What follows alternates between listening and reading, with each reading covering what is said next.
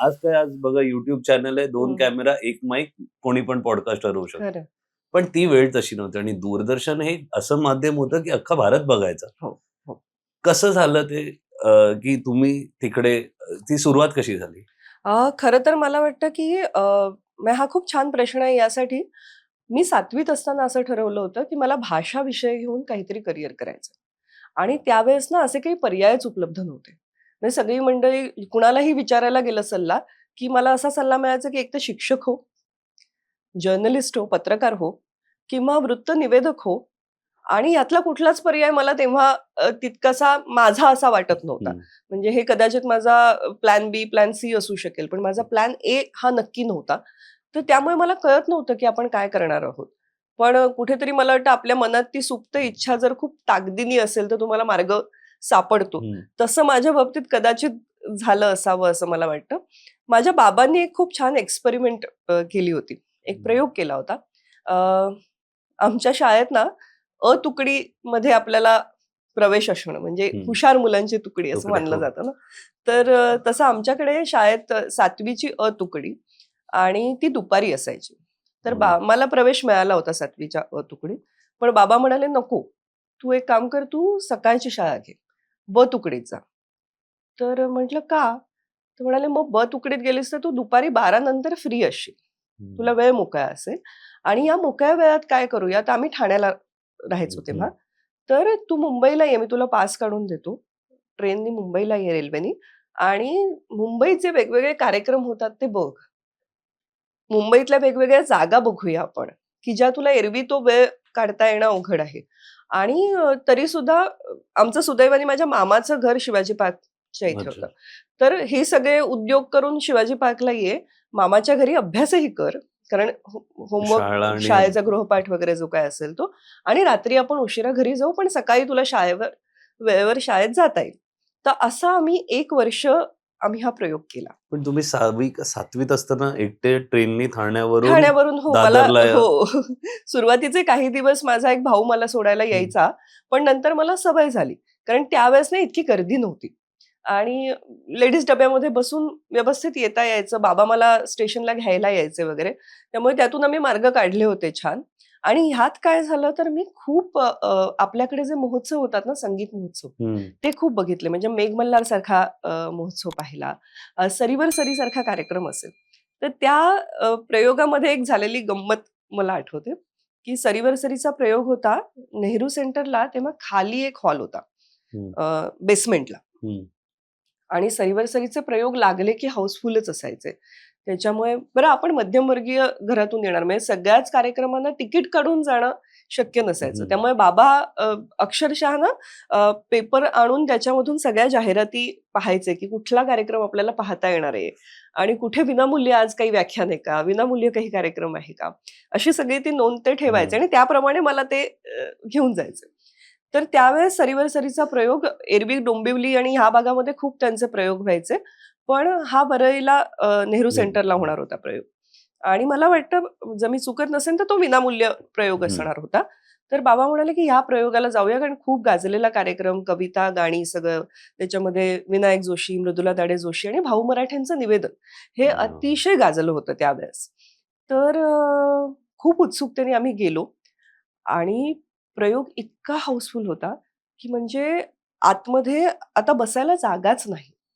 लोकं आता सरकू पण शकत नाहीत इतकी मांडीला मांडी लावून लोकं बसलेली होती. तर काय करायचं? तर बाबा म्हणाले, की "तू लहान आहेस, तुला कोणीतरी काहीतरी शिरकाव हं. होईल तुझा, हं. तर मी मी जातो, मी बाहेर थांबतो. हरकत नाही, तू तरी ऐक कार्यक्रम."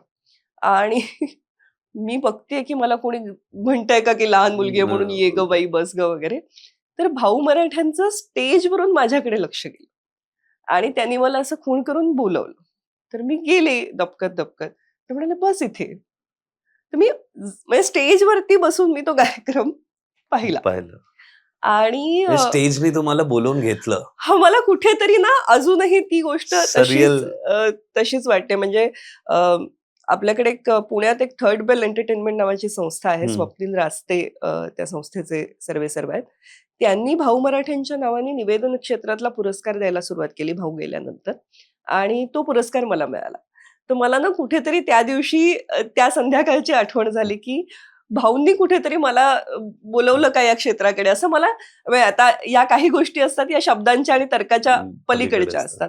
पण तिथे कुठेतरी मला ना त्या दिवशी म्हणजे हा योगायोग तर आपण सोडून देऊया.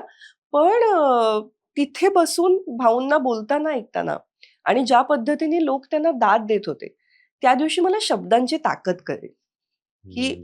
गाण्याला तर लोक दाद देतातच आणि त्यासाठी म्हणजे मूळ कार्यक्रम हा कुठलाही गाण्यांचा कार्यक्रम हम्म. असतो. पण त्यातली निवेदनाची बाजू किती सशक्त असू शकते, ती लोकांची किती पकड घेऊ शकते आणि त्यात काय मजा आहे. आणि मला कुठेतरी ना ही पण एक काय म्हणतो एक किल्ली सापडली, की अरे आपण हे जे काही वाचतो, आपल्याला जे काही आवडतं, ते लोकांना कसं सांगायचं? ते लोकांपर्यंत कसं पोहोचवायचं? कारण जे काही आपल्याला आवडतं ते आपल्याला निश्चितपणे वाटत असतं, की कुठेतरी मला शेअर करायचंय कुणाबरोबर तरी. तर त्यासाठीचा पण एक उत्तम रस्ता निवेदन हा आहे. हे मला कुठेतरी भाऊंच्या निवेदनातून खूप प्रकर्षाने जाणवलं. म्हणजे आत्ता मला ते तशा पद्धतीने जाणवतंय, पण ती ताकद मला कुठेतरी त्या दिवशी नक्की जाणवली, की अरे हे किती छान आहे. असं आपल्याला करता येईल का?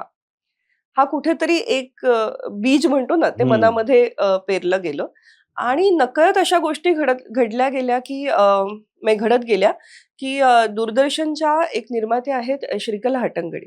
हम्म. त्या स्वतः उत्तम कलाकार आहेत आणि माझ्या एका नातेवाईकांच्या शेजारी त्या राहायच्या. तर त्यांच्या असं लक्षात आलं, की ही मुलगी वाचते, हिला लिहायला आवडतं आणि दूरदर्शनचा एक कार्यक्रम होता, ज्याच्यामध्ये आपल्या एका कीर्तन संस्थेचा शतकोत्तर सोहळा होता. तर त्यानिमित्ताने बालकीर्तनकारांच्या मुलाखती घ्यायच्या होत्या. तर त्यांनी मला सहज विचारलं, की आमच्याकडे कोणी स्क्रिप्ट लिहिणारं नाहीये. आम्हाला असं मूल हवंय, म्हणजे अशी एक किशोरवयीन मुलगी हवी आहे किंवा मुलाखतकार कोणी, की जो स्क्रिप्ट लिहूही शकेल आणि त्या मुलाखती घेऊही शकेल.